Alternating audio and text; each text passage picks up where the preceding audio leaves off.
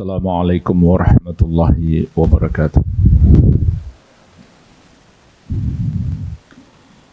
Alhamdulillahi hamdan katsiran tayyiban mubarakan fih mubarakan alaih kama yuhibbu rabbuna wa yardah. Wa ashhadu an la ilaha illallah wahdahu la syarika lah. Wa ashhadu anna Muhammadan abduhu wa rasuluh. Sallallahu alaihi wa ala alihi wa sahabatihi ajma'in wa man tabi'ahum bi ihsanin ila yaumiddin, amma ba'd. Fa ikhwani fid din wa akhwati fillah, kaum muslimin wal muslimat yang saya cintai dan saya muliakan, rahimani wa rahimakumullah. Semoga Allah subhanahu wa ta'ala senantiasa mencurahkan rahmatnya kepada kita sekalian.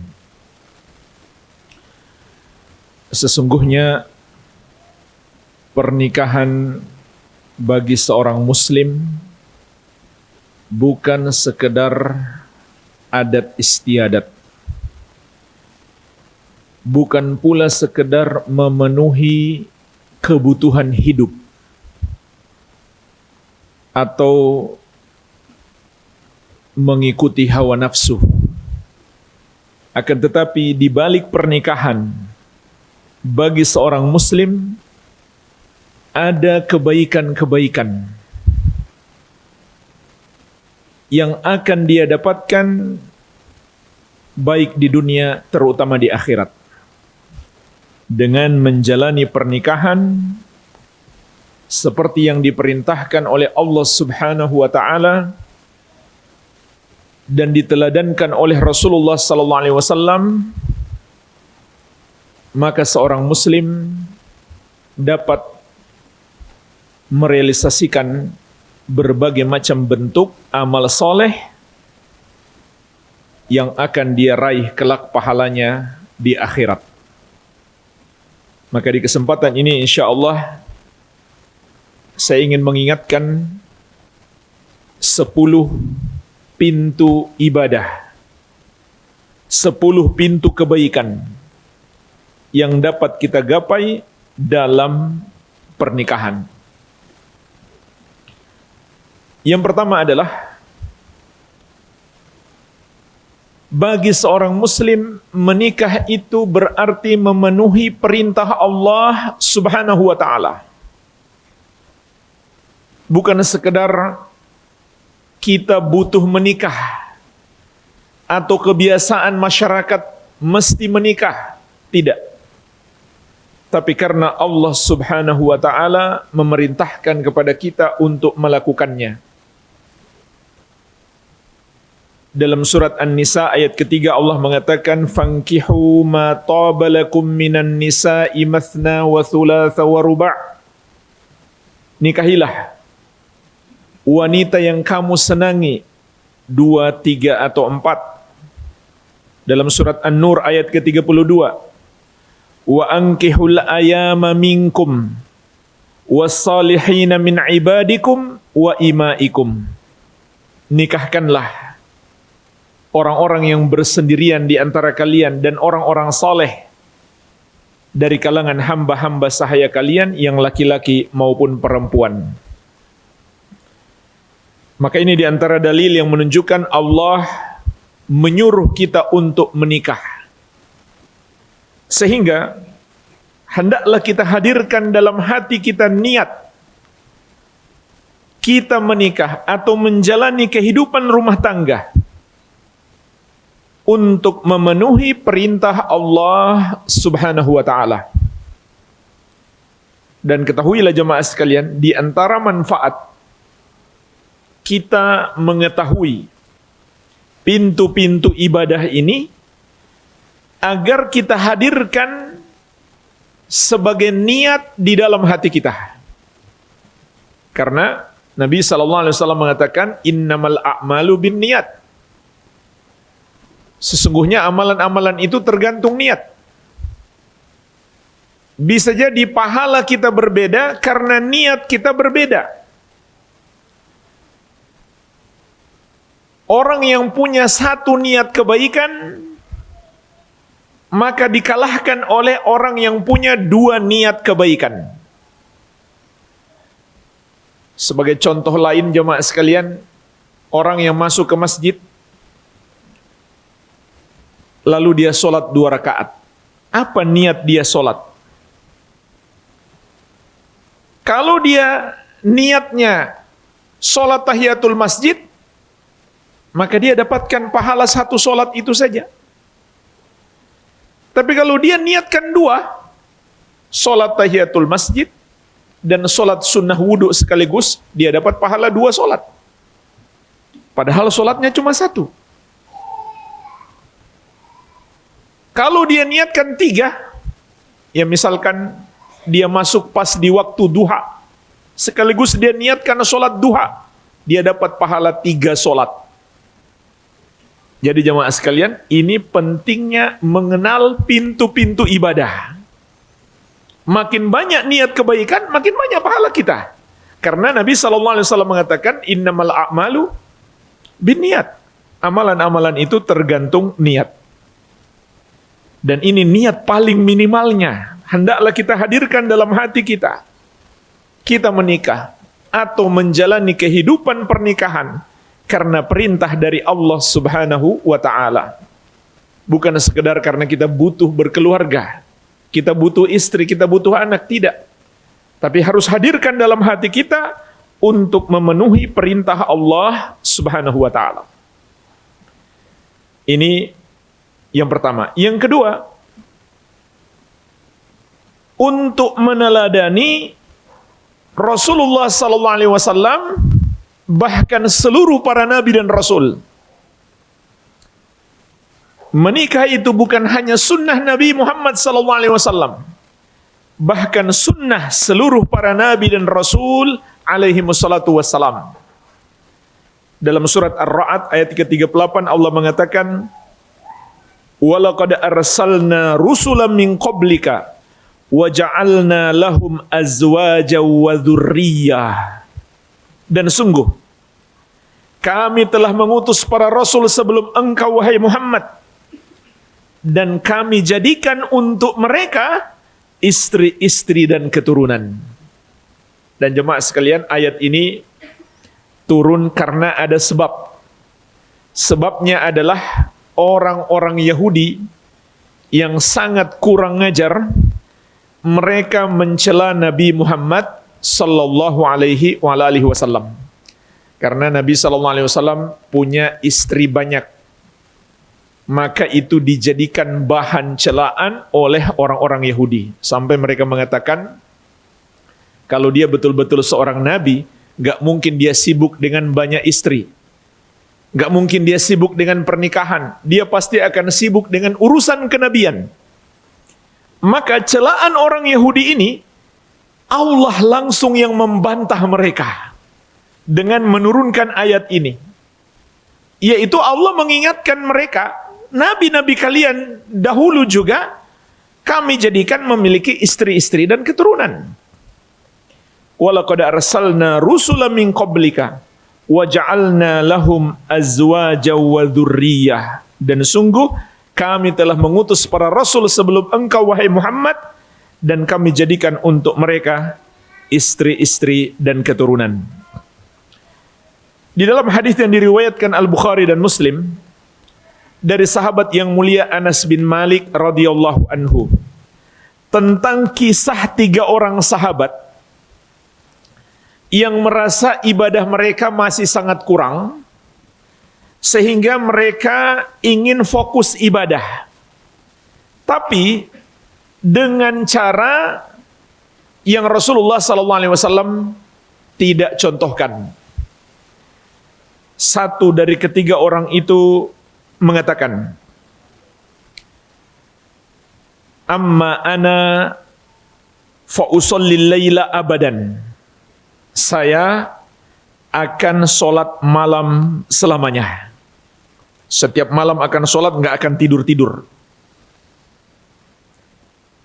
Wa qala al-akhar wa ana asumud dahra wa la uftir. Satu lagi mengatakan, dan aku akan berpuasa terus-menerus dan tidak akan berbuka. Maksudnya setiap hari dia berpuasa, nggak pernah berbuka.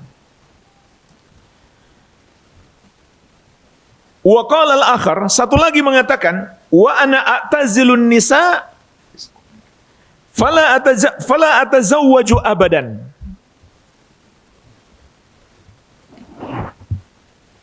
Adapun saya,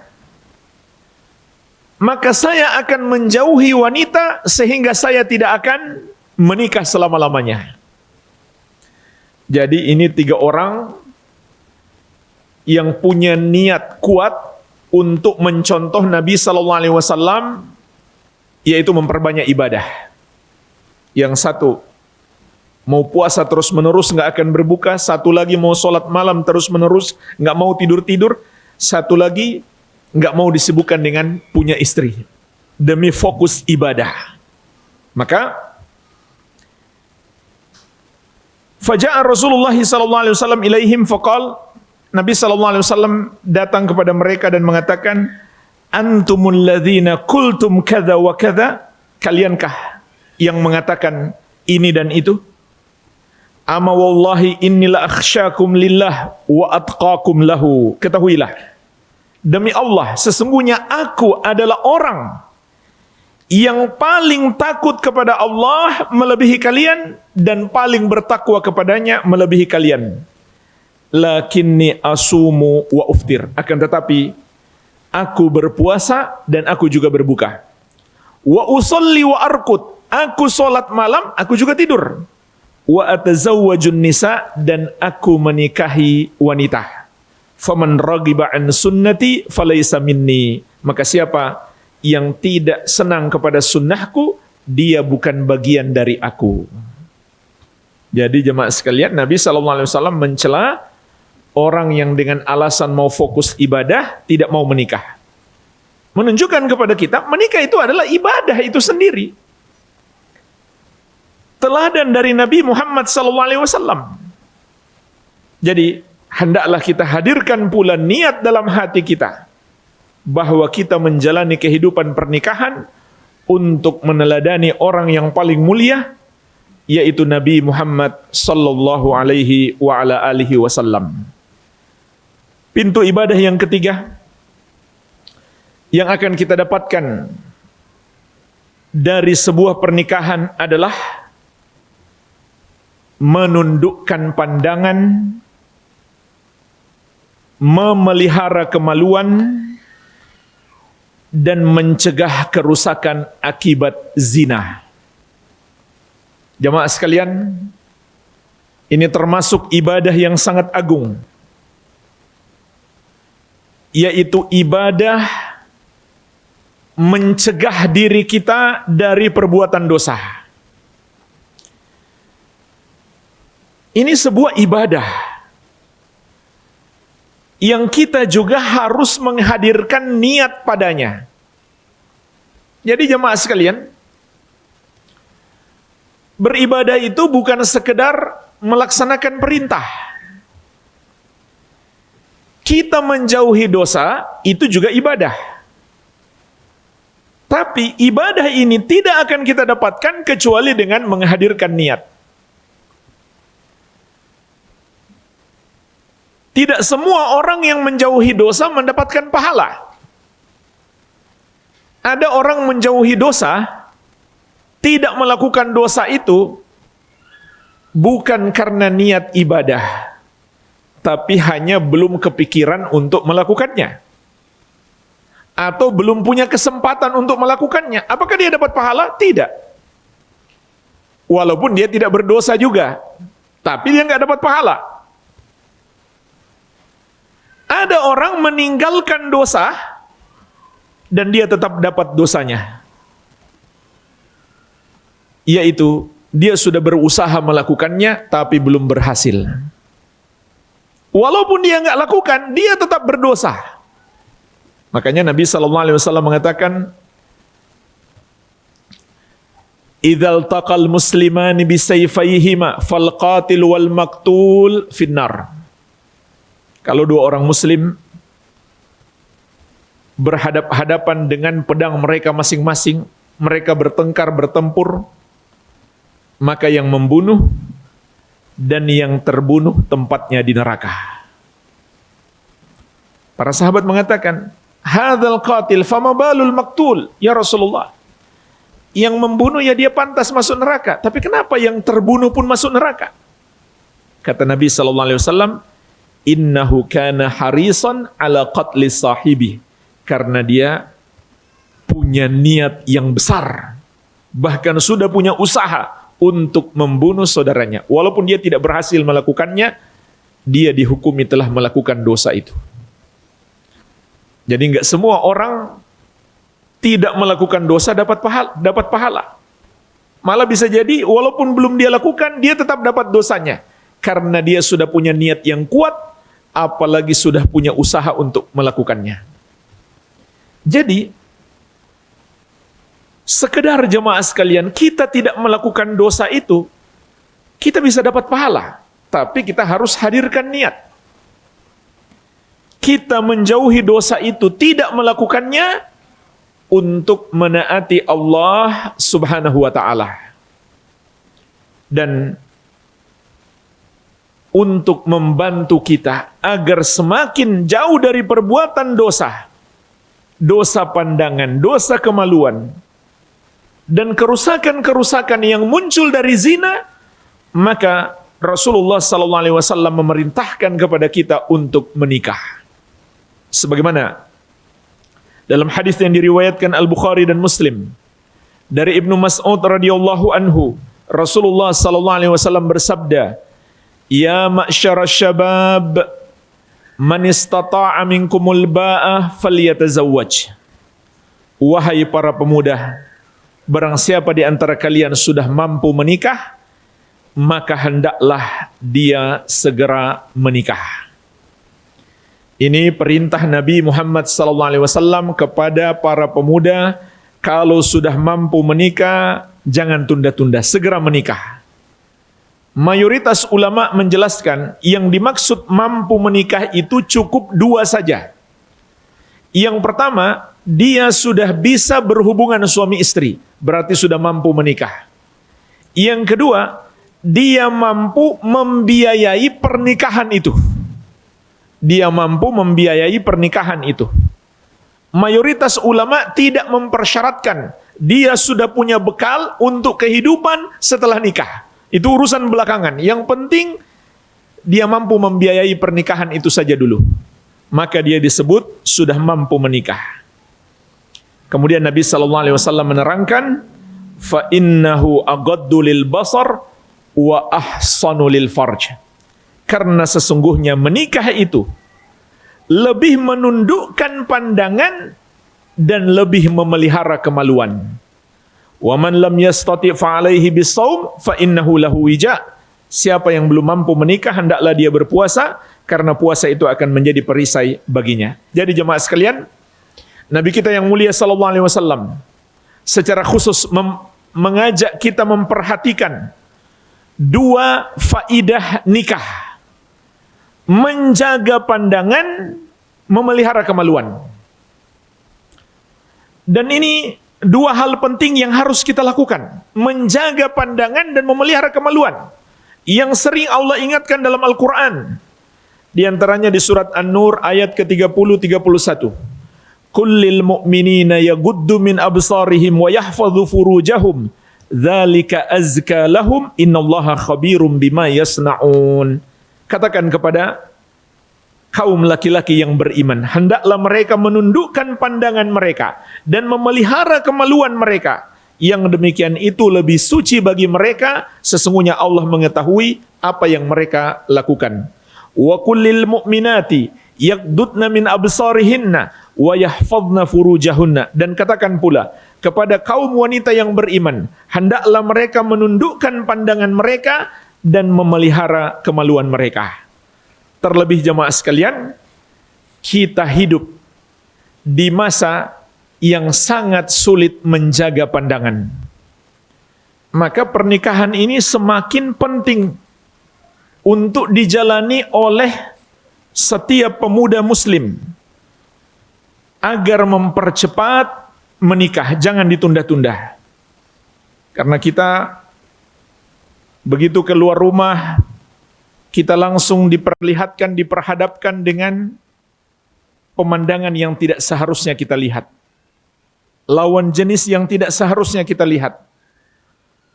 Begitu kita buka HP pun, kita buka medsos kita, muncul lagi. Begitu kita lihat ada siaran televisi, muncul lagi.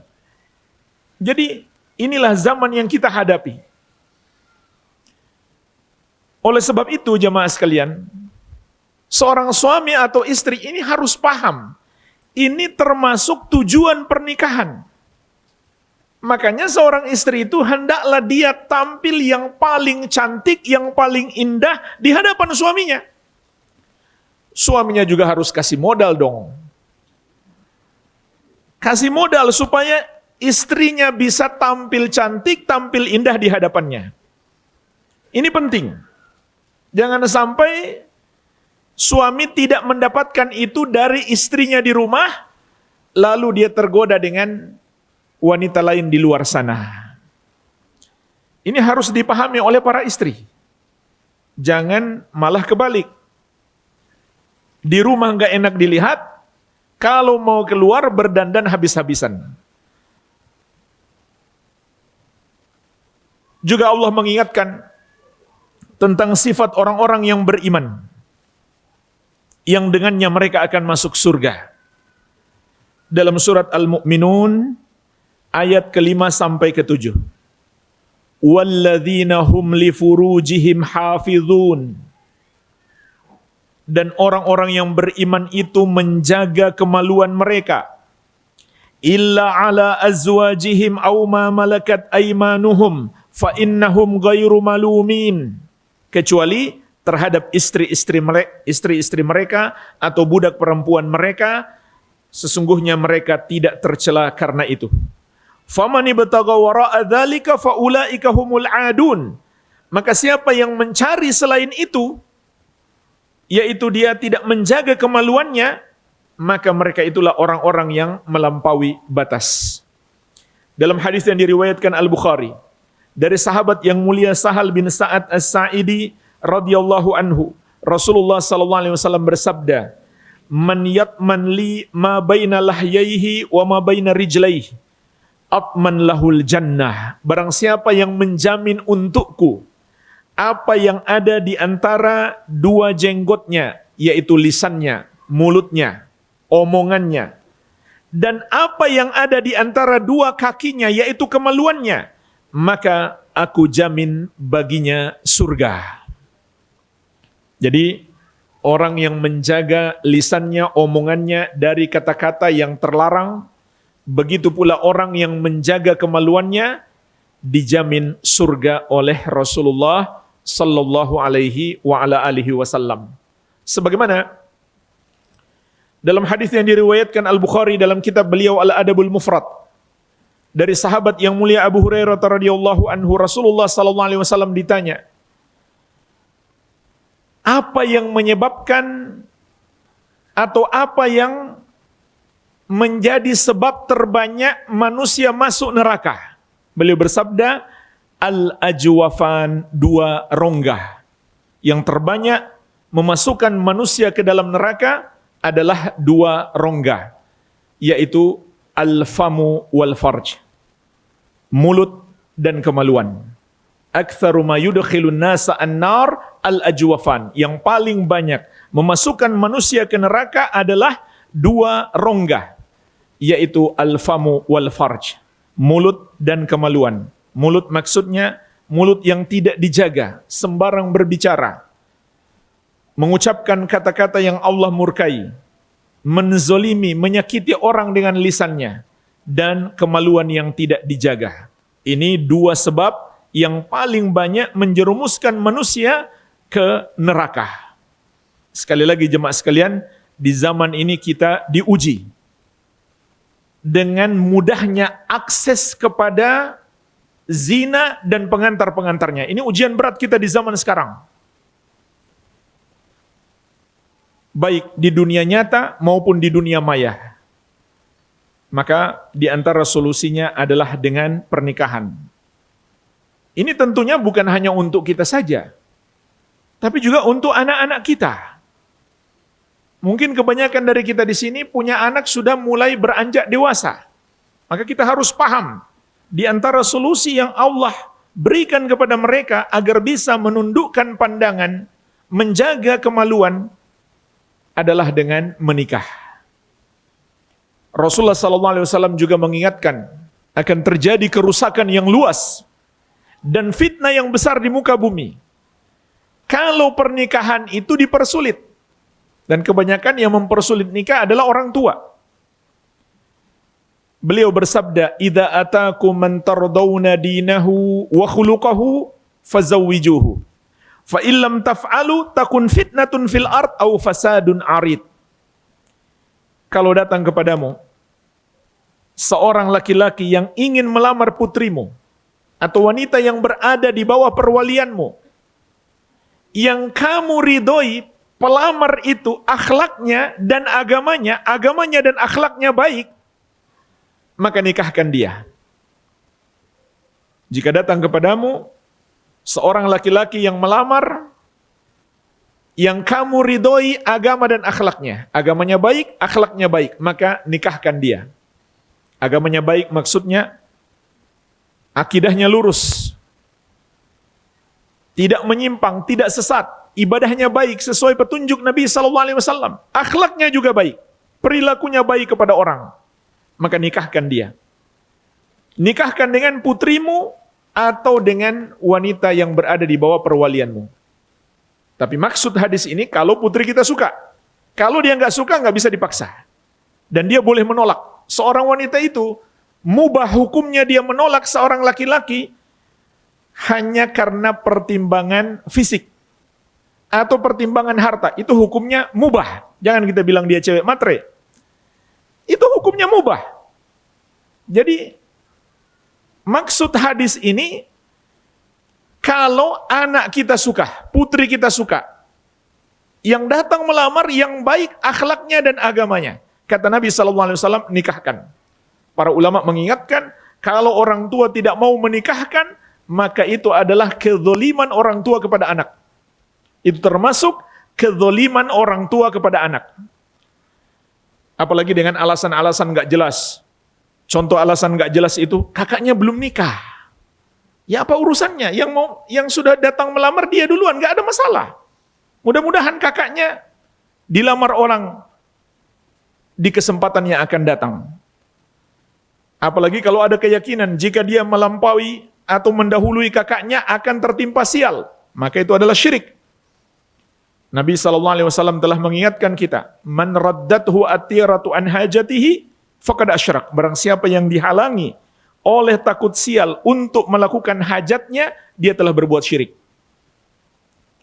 Kemudian, apa akibatnya kalau orang tua tidak mau menikahkan? Illam taf'alu takun fitnatun fil ard au fasadun arid. Kalau kalian tidak melakukannya, kata Nabi SAW, maka akan terjadi fitnah di muka bumi atau kerusakan yang besar.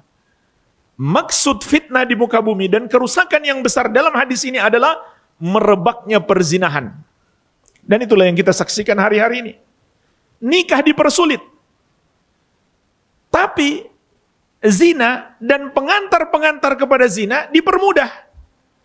Anaknya pacaran dia izinkan. Ada orang mau melamar anaknya dipersulit. Ini yang terjadi hari ini persis seperti yang diingatkan Nabi SAW, akan terjadi fitnah di muka bumi dan kerusakan yang luas, yaitu merebaknya perzinahan. Kemudian disusul dengan berbagai macam penyakit menular dan wabah dan banyaknya kematian. Seharusnya jemaah sekalian kita bersyukur kepada Allah Subhanahu wa taala karena hari-hari ini kita mulai merasakan kembali kehidupan yang normal. tidak harus merasa takut seperti 6 bulan atau setahun yang lalu. Bagaimana rasa takut kita terhadap wabah virus COVID? Mestinya kita bersyukur, mestinya kita sadar virus COVID itu adalah peringatan dari Allah. Dan Nabi SAW telah mengingatkan kepada kita munculnya wabah penyakit menular dan penyakit-penyakit baru sebab utamanya adalah karena zina. Di antaranya dalam hadis yang diriwayatkan Imam Ibnu Hibban dari sahabat yang mulia Ibnu Umar radhiyallahu taala anhuma, Rasulullah sallallahu alaihi wasallam bersabda, "Lam tadhharil fahishatu fi qaumin qattu hatta yu'linu biha illa fasha fihimut ta'un wal auja'u allati lam takun madat fi aslafihimul ladzina madaw."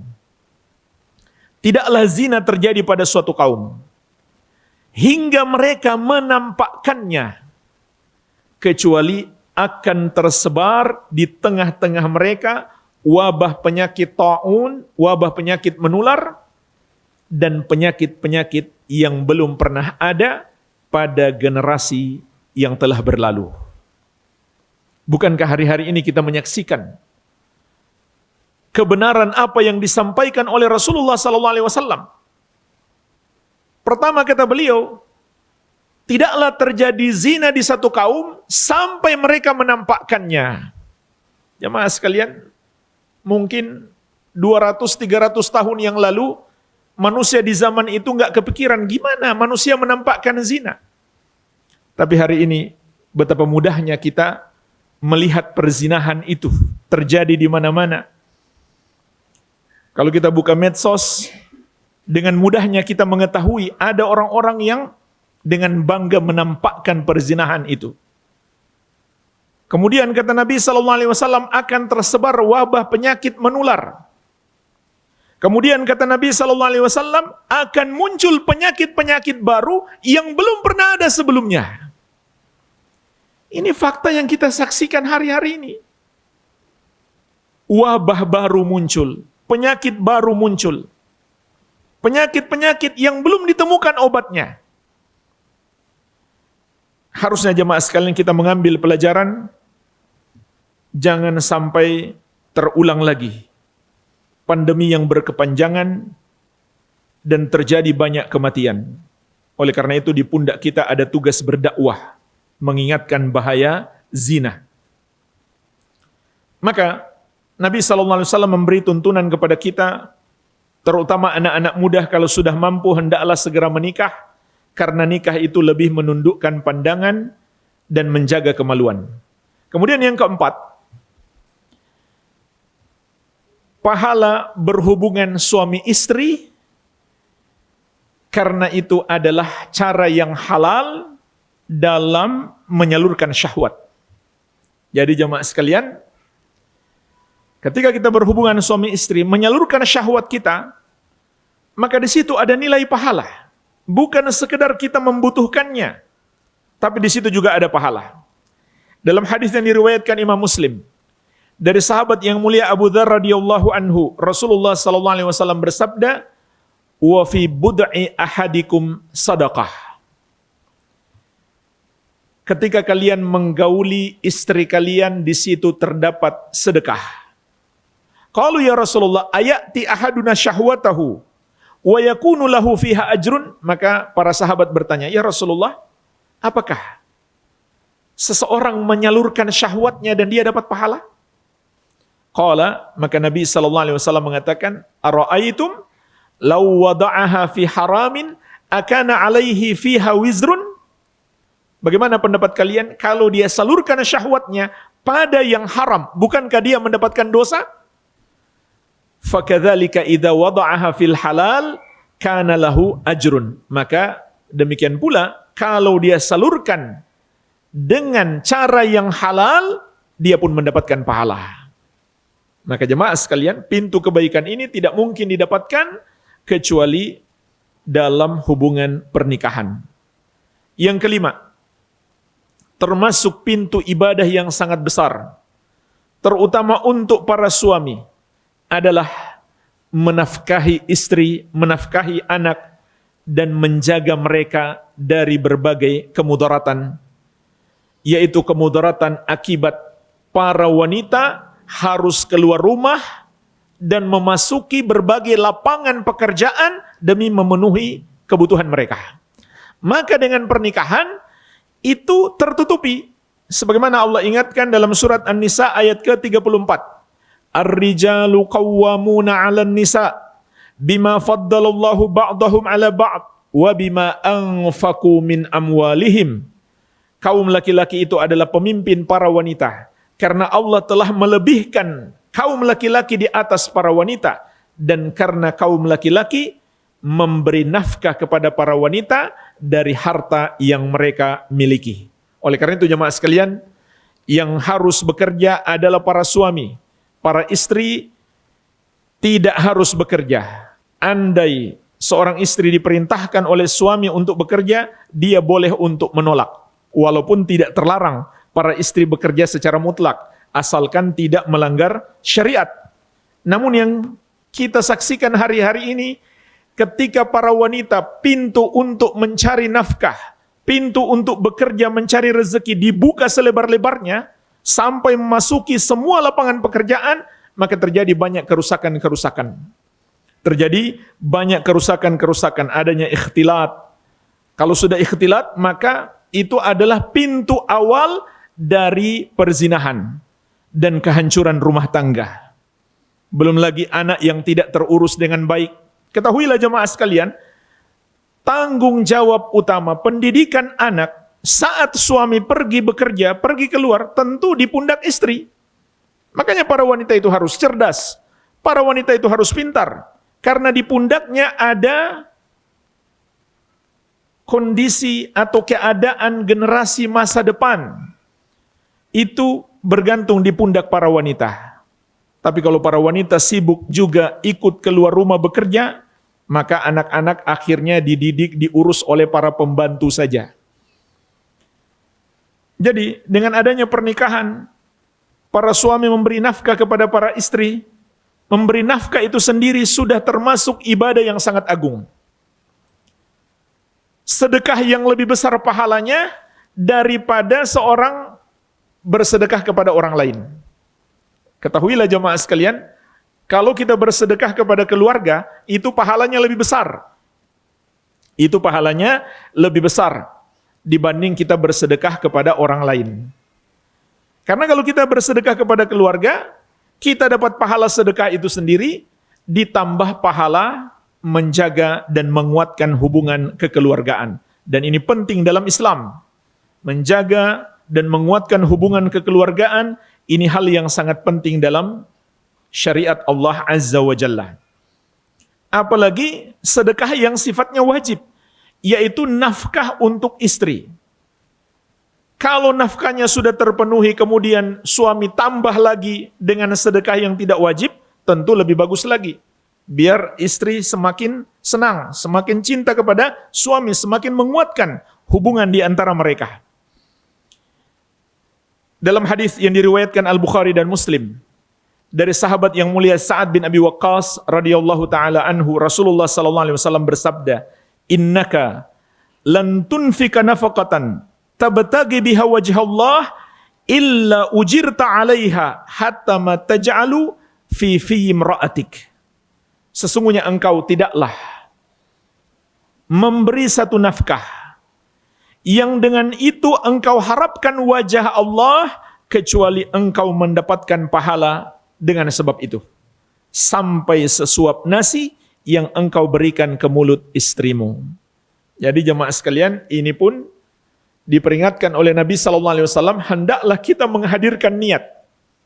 Setiap nafkah yang kita berikan kepada keluarga kita, hendaklah kita menghadirkan niat, yaitu tabtagi biha wajh Allah. Engkau cari dengan itu wajah Allah Subhanahu wa taala. Jadi menafkahi itu sendiri adalah kesempatan untuk menggapai pahala yang besar.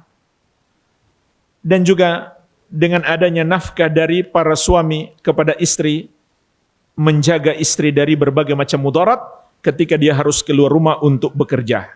Kemudian yang keenam, termasuk pintu ibadah yang sangat agung yang akan didapatkan oleh setiap ayah dan ibu atau suami dan istri adalah mendidik keluarga. Ini termasuk pintu ibadah yang sangat agung. Karena dua sebab. Yang pertama, itu adalah perintah Allah. Yang kedua, pendidikan agama yang kita berikan kepada keluarga akan menjadi amalan yang terus mengalir. Akan menjadi amalan yang terus mengalir. Perintah Allah untuk menjaga keluarga kita dari api neraka. Surat At-Tahrim ayat ke-6. Ya ayyuhalladzina amanu qu anfusakum wa ahlikum nara wa quduhan nasu wal hijarah. Wahai orang-orang yang beriman, jagalah dirimu dan keluargamu dari api neraka yang bahan bakarnya adalah manusia dan batu. Sahabat yang mulia Ali bin Abi Thalib radhiyallahu anhu menerangkan, maksud menjaga keluarga kita dari api neraka adalah allimuhum addibuhum. Berikan mereka pendidikan agama, berikan mereka teladan akhlak yang mulia. Ini yang dimaksud menjaga keluarga kita dari api neraka. Maka ini perintah Allah kepada kita. Memberikan pendidikan agama kepada keluarga. Suami mendidik istri. Istri pun kalau punya ilmu menasihati suami. Begitu pula mempersiapkan anak-anak kita agar menjadi orang-orang soleh dan solehah. Maka di situ ada peluang untuk mendapatkan pahala yang terus mengalir. Bayangkan jemaah sekalian, orang tua itu setiap anak melakukan kebaikan, orang tua dapat pahala. Jadi luar biasa. Berarti makin banyak anak kita, makin besar peluang kita mendapatkan kebaikan. Karena setiap anak melakukan kebaikan, pahala akan mengalir kepada orang tuanya. Bahkan, walaupun kebaikan itu bukan orang tuanya yang mengajarkan. Kalau orang tuanya yang mengajarkan, tentu pahalanya lebih besar. Karena Rasulullah SAW mengatakan, man da'a ila hudan kana lahu minal ajri mithlu ujuri man tabi'ahu la yanqusu dzalika min ujurihim syai'a. Barang siapa mengajak kepada hidayah, mengajarkan satu kebaikan, maka dia akan mendapatkan pahala orang-orang yang mengikutinya tanpa mengurangi pahala mereka sedikit pun. Tapi jemaah sekalian, orang tua itu walaupun bukan dia yang mengajari anaknya bagaimana sholat, bagaimana puasa, bagaimana baca Quran, dan seterusnya, setiap anak melakukan ibadah, otomatis pahala mengalir kepada orang tua. Kenapa jemaah sekalian? Karena anak adalah hasil usaha orang tua. Dan Allah berfirman, wa alaysa lil insan illa ma sa'a. Manusia tidak mendapatkan kecuali hasil usahanya. Sekali lagi, kalau orang tua yang ngajari, tentu pahalanya lebih besar. Namun andai mereka tidak mengajari sekalipun, tetap dapat pahala. Pahala yang akan terus mengalir. Walaupun mereka sudah mati, anaknya terus beramal, pahalanya terus mengalir. Oleh karena itu, mempersiapkan anak-anak kita menjadi anak-anak yang soleh dan solehah adalah sebesar-besarnya investasi kita untuk masa depan. Masa depan di kehidupan kita yang hakiki. Kehidupan di alam kubur. Pertanyaannya jemaah sekalian, kalau anak berbuat dosa, apakah orang tua juga otomatis mendapatkan dosa? Jawabannya, tidak. Kenapa kalau pahala orang tua dapat pahala? Kalau dosa orang tua tidak otomatis mendapatkan dosa. Karena itulah kasih sayang Allah kepada kita. Itu kasih sayang Allah kepada kita. Orang tua akan mendapatkan pahala dari setiap amal soleh yang dilakukan anak. Tapi orang tua tidak akan mendapatkan dosa dari setiap dosa yang dilakukan anak. Kecuali orang tua yang ngajari anaknya berbuat dosa. Atau mencontohkan anaknya, atau anak mencontoh walaupun orang tuanya nggak bermaksud memberi contoh. Tapi anaknya melihat, lalu mengikuti. Sebagaimana Nabi SAW mengingatkan, وَمَنْ دَعَا إِلَى ضَلَالَةٍ كَانَ عَلَيْهِ مِنَ الْإِثْمِ مِثْلُ آثَامِ مَنْ تَبِعَهُ لَا يَنْقُصُ ذَلِكَ مِنْ آثَامِهِمْ شَيْئًا. Barang siapa mengajak kepada kesesatan, mencontohkan keburukan, maka dia akan mendapatkan dosa para pengikutnya tanpa mengurangi dosa para pengikutnya tersebut. Kemudian nanti anaknya juga punya anak, berarti dia sudah punya cucu. Cucunya juga mencontoh keburukannya, dosanya masih mengalir ke kakeknya. Terus seperti itu, bisa jadi sampai hari kiamat. Jadi hati-hati, jangan sampai kita mencontohkan keburukan kepada orang lain. Kemudian yang ketujuh, termasuk pintu ibadah yang sangat agung, terutama bagi kaum wanita dari pernikahan adalah sesungguhnya dalam pernikahan itu ada kunci surga bagi seorang wanita dan peluang menjadi wanita yang terbaik. Dalam hadis yang diriwayatkan Imam Ibnu Hibban dari sahabat yang mulia Abu Hurairah radhiyallahu anhu, Rasulullah sallallahu alaihi wasallam bersabda, "Idza shallatil mar'atu khamsaha wa shamat syahraha wa hassanat farjaha wa ata'at ba'laha dakhalat min ayyi abwabil jannati sya'at."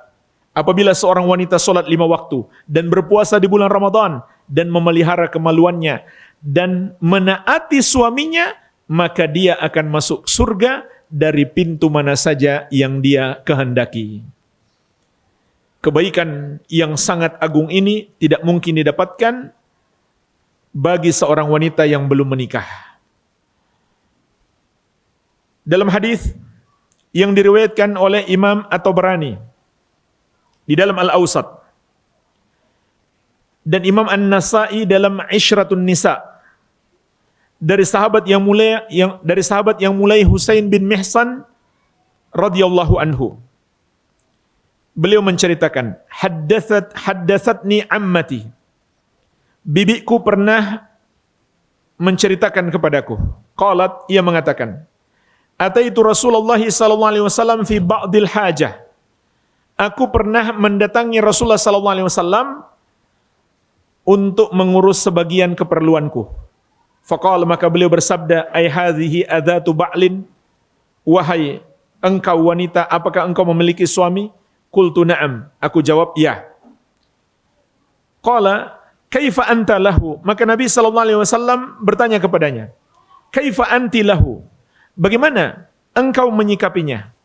Qalat, maka wanita itu mengatakan, ma'alu, aku tidak mengurang-urangi kewajibanku. Aku selalu berusaha taat kepadanya, aku selalu membantunya, berkhidmah kepadanya, illa ma'ajaztu anhu, kecuali yang tidak sanggup aku lakukan. Qala, maka Nabi sallallahu alaihi wasallam bersabda, fanudhuri aina anti minhu, fa innama huwa jannatuki wa naruk. Hendaklah selalu engkau perhatikan bagaimana sikapmu kepada suami, karena suamimu adalah surgamu dan nerakamu. Dalam hadis yang diriwayatkan oleh Imam An-Nasa'i dari sahabat yang mulia Abu Hurairah radhiyallahu anhu, Rasulullah sallallahu alaihi wasallam pernah ditanya, ayyun nisa'i khairun? Wanita manakah yang paling baik? Maka Nabi sallallahu alaihi wasallam bersabda, allati tasurruhu idza nadhara. Wanita yang terbaik itu adalah yang menyenangkanmu ketika kamu memandang kepadanya. Wa tuti'uhu idza amara. Dan menaati suaminya ketika suaminya memerintahkan dia untuk melakukan sesuatu. Wala tukhalifuhu fi nafsiha wa maliha bima yakrah. Dan dia tidak menyelisihi suaminya pada dirinya dan hartanya dengan melakukan sesuatu yang tidak disenangi oleh suaminya. Begitu pula Nabi sallallahu alaihi wasallam pernah bersabda, ala ukhbirukum binisaikum min ahlil jannah.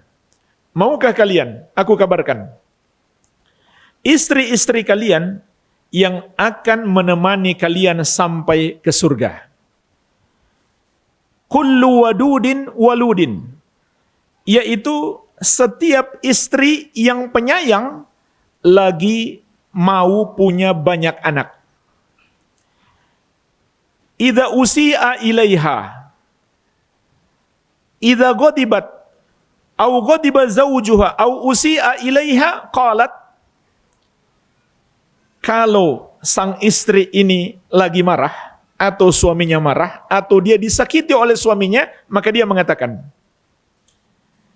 hadhihi yadi fi yadik la aktahilu bigumdin hatta tarda, wahai suamiku, inilah tanganku dalam genggamanmu, mataku tidak bisa terpejam sampai engkau ridho.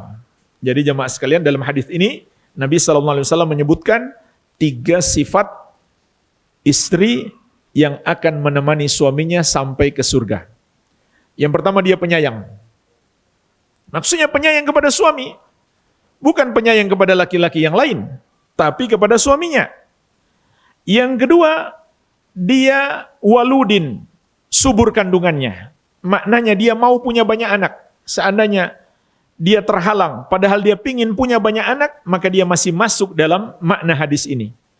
Kemudian yang ketiga, Nabi SAW memberikan bimbingan yang seharusnya dilakukan oleh istri ketika sedang bertengkar dengan suaminya, yaitu dia mengalah dan membujuk suaminya. Kata Nabi SAW, idza ghadibat, kalau dia sedang marah, au ghadiba zawjuha, atau suaminya yang sedang marah, au usi'a ilaiha, atau dia diperlakukan buruk, qalat, maka dia mengatakan kepada suaminya, hadhihi yadi fi yadik, inilah tanganku di tanganmu, la aktahilu bigumdin hatta tarda, mataku tidak bisa terpejam sampai engkau ridho. Ucapannya enggak harus seperti itu. Intinya adalah dia membujuk suaminya. Walaupun suaminya lagi marah, kalau istri mengeluarkan kata-kata yang indah seperti itu, menenangkan suaminya, maka niscaya kemarahannya akan mereda, sehingga kehidupan pernikahan mereka akan kembali normal.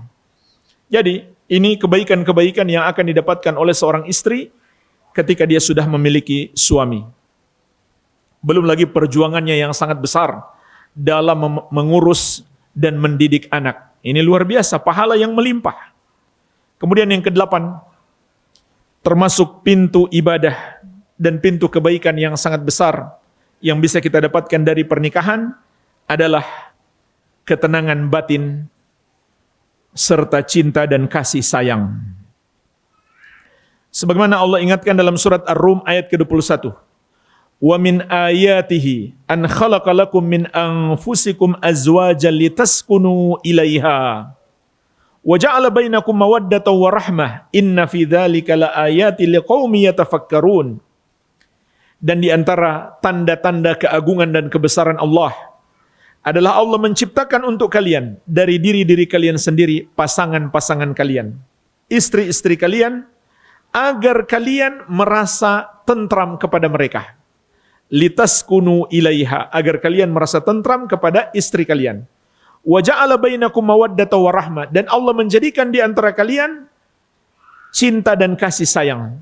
Inna fi dzalika laayatil liqaumin yatafakkarun, sesungguhnya dalam hal tersebut terdapat tanda-tanda keagungan dan kekuasaan Allah bagi orang-orang yang berfikir. Jadi jemaah sekalian, di sini pun ada faidah dalam menguatkan keimanan kita kepada Allah. Dari pernikahan itu, kita semakin menyadari, mengetahui, dan menguatkan keimanan kita bahwa Allah itu maha kuasa. Allah maha mampu, Allah maha besar. Di ayat ini Allah mengajak kita untuk merenungkan. Di antara tanda kekuasaan dan keagungan Allah adalah Allah jadikan kita berpasang-pasangan. Kemudian hati kita merasa tentram kepada istri kita. Kemudian dalam hati kita ada cinta dan kasih sayang yang membuat hari-hari kita lebih indah, yang membuat hari-hari kita lebih bermakna. Bukankah ini adalah keagungan dan kebesaran Allah Subhanahu wa taala? Oleh karena itu, orang yang belum menikah, dia lebih sulit untuk menenangkan hati. dia lebih sulit untuk fokus dalam kehidupan. Maka Allah memberi nikmat kepada kita agar hidup kita lebih indah dengan adanya pernikahan. Kemudian yang kesembilan, termasuk pintu ibadah yang sangat besar yang bisa kita dapatkan dari kehidupan pernikahan adalah memperbanyak umat Islam. Memperbanyak umat Islam adalah kebanggaan Nabi Muhammad SAW dan kekuatan umat Islam di masa yang akan datang. Sebagaimana dalam hadis yang diriwayatkan Abu Daud dari sahabat yang mulia Ma'qil bin Yasar radhiyallahu anhu, Rasulullah SAW bersabda, "Tazawwajul wadudal waluda, fa inni mukathirum bikumul umam yaumal qiyamah." Nikahilah wanita yang penyayang lagi subur kandungannya, karena aku akan berbangga dengan banyaknya umatku di hari kiamat. Jadi jemaah sekalian, ini termasuk tujuan pernikahan. Bukan sekedar punya keturunan, tapi memperbanyak keturunan. Karena itu adalah kebanggaan bagi Rasulullah SAW dan juga kekuatan umat Islam di masa yang akan datang. Dan pahala yang melimpah bagi orang tua. Maka ini tidak mungkin direalisasikan kecuali dengan pernikahan. Kemudian yang ke-10 yang terakhir, termasuk pintu ibadah yang bisa kita dapatkan dari pernikahan adalah menjaga pernikahan itu sendiri. Agar tidak terjadi perpisahan antara suami istri, itu termasuk ibadah yang sangat agung. Dan sesuatu yang sangat dibenci oleh iblis. Karena di antara misi utama iblis adalah menghancurkan rumah tangga. Memisahkan antara suami istri. Karena kalau itu terjadi, di belakang itu ada kerusakan-kerusakan yang besar. Di belakang itu ada kerusakan-kerusakan yang besar. Anak-anak tidak terdidik dengan baik. Anak-anak tidak terperhatikan dengan baik. Kemudian mungkin muncul hubungan-hubungan terlarang, perzinahan dan seterusnya. Ini misi iblis. Salah satu misi iblis yang terbesar di muka bumi ini. Menghancurkan rumah tangga kaum muslimin. Memisahkan antara suami istri. Sebagaimana dalam hadis yang diriwayatkan oleh Imam Muslim. Dari sahabat yang mulia Jabir bin Abdullah radhiyallahu ta'ala anhuma. Rasulullah SAW bersabda, "Inna iblis yada'u arsyahu 'alal ma'i. Thumma yab'athu sarayahu fa'adnahum minhu manzilatan a'dhamuhum fitnah." Sesungguhnya iblis meletakkan singgasananya di atas air. Kemudian dari sana dia mengutus. Bala tentaranya. Maka bala tentaranya yang paling buruk adalah yang paling besar fitnahnya kepada manusia. Yaji'u ahaduhum fayaqul fa'altu kadza wa kadza. Maka setelah melakukan tugas-tugas mereka, bala tentara iblis datang melapor. Seorang di antara mereka datang dan mengatakan, "Saya sudah melakukan ini dan itu. Saya sudah berhasil menjerumuskan si fulan dalam kesesatan, si fulan dalam maksiat dan seterusnya." Fayaqul ma sana'ta syai'an. Tapi iblis mengatakan, "Kamu belum apa-apa. Prestasimu masih payah." Qala thumma yaji'u ahaduhum fayaqul ma taraktuhu hatta farraqtu bainahu wa baina imra'atihi. Sampai datang satu bala tentaranya melaporkan, "Aku tidaklah meninggalkan manusia yang dia berusaha untuk menjerumuskannya dalam kesesatan itu, sampai aku telah berhasil memisahkan antara dia dengan istrinya."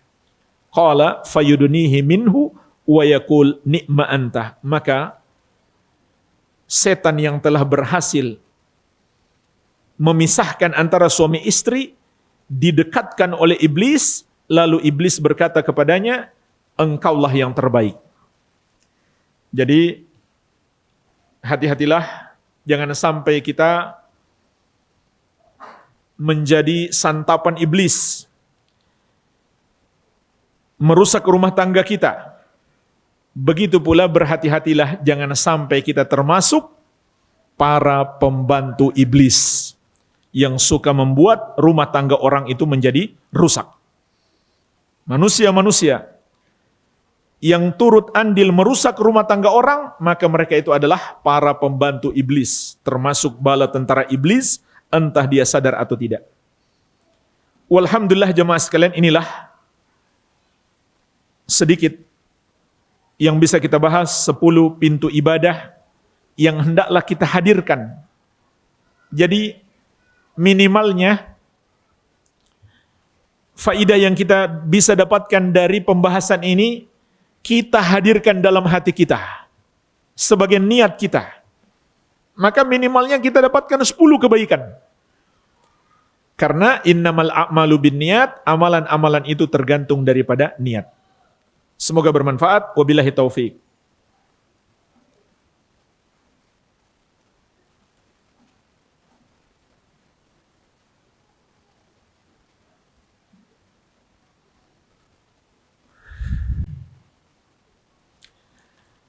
Bagaimana cara menasihati suami yang sering menonton video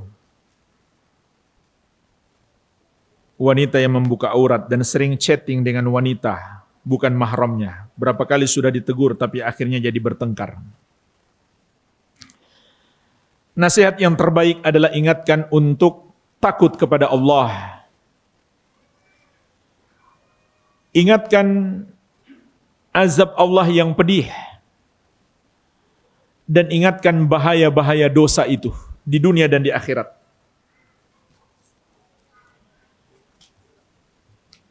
Semua musibah dan malapetaka yang terjadi di dunia adalah karena dosa. Semua urusan-urusan yang sulit dalam hidup kita adalah karena dosa. Ingatkan. Begitu pula ingatkan dengan kematian. Jemaah sekalian, hendaklah kita takut, sangat mengerikan. Tatkala kita sedang melakukan dosa, tiba-tiba mati. Padahal Nabi SAW mengingatkan, innamal a'mal bi khawatimiha. Sesungguhnya amalan-amalan itu tergantung penutupannya. Maka orang yang mati dalam keadaan sedang berbuat dosa, itulah yang disebut dengan su'ul khatimah. Itulah yang disebut dengan su'ul khatimah.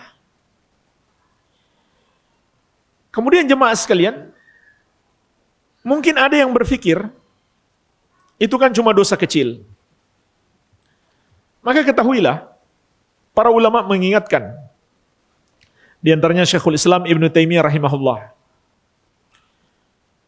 orang yang melakukan atau masuk ke pintu-pintu perzinahan, itu bisa jadi dosanya malah lebih besar daripada zina. Padahal dia nggak sampai berzina. Kenapa bisa jemaah sekalian? Karena itu sering dia lakukan. Bukankah api yang besar itu dari percikan api yang kecil saja? Kalau dia berkumpul jadi besar? Nabi SAW pernah memberi gambaran tentang itu.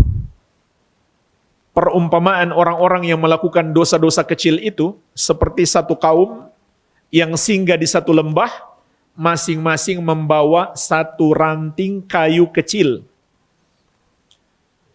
Tapi kemudian mereka kumpulkan ranting itu, lalu mereka jadikan sebagai pembakaran atau mereka bakar, ternyata menjadi api yang besar. Itulah perumpamaan dosa kecil. Kalau sering dilakukan jadi dosa besar. Sampai kata Syekhul Islam Ibn Taimiyah rahimahullah, bisa jadi pintu-pintu zina itu malah lebih besar dosanya daripada zina. Mungkin dia terjerumus zina nggak sering, tapi pintu zinanya sering dia lakukan. Jadi jangan pandang remeh dosa kecil itu. Bahkan jemaah sekalian, ketika dalam hati seseorang ada rasa meremehkan dosa kecil, saat itu menjadi dosa besar. Jadi kalau seseorang melakukan dosa kecil dan dia menganggap itu remeh, maka saat itu menjadi dosa besar. Kenapa jemaah sekalian? Karena menganggap remeh dosa sama saja menganggap remeh kepada Allah Subhanahu wa taala. Kan dia berbuat dosa kepada Allah. Ini yang perlu diingatkan, bahaya-bahayanya. Kemudian mungkin juga perlu difikirkan bagaimana membantu suami supaya lebih jauh dari hal itu. Ya seperti yang saya katakan tadi. Istri pun harus tampil cantik. Harus tampil di rumah di hadapan suami yang paling suka dia pandang, yang paling menarik dia. Ini penting bagi para istri. Dan kalau istri mau lebih daripada itu, mungkin suami sudah perlu menikah lagi. Kemudian dia membantu mencarikan, ya lebih bagus lagi kan?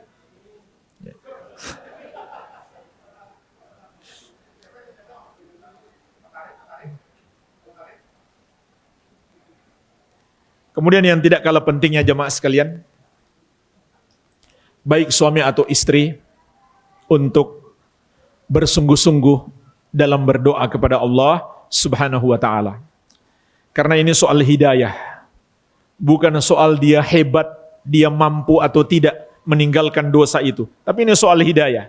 Maka hendaklah para istri juga membantu suami dengan cara mendoakan. Dan lebih bersungguh-sungguh dalam mendoakannya.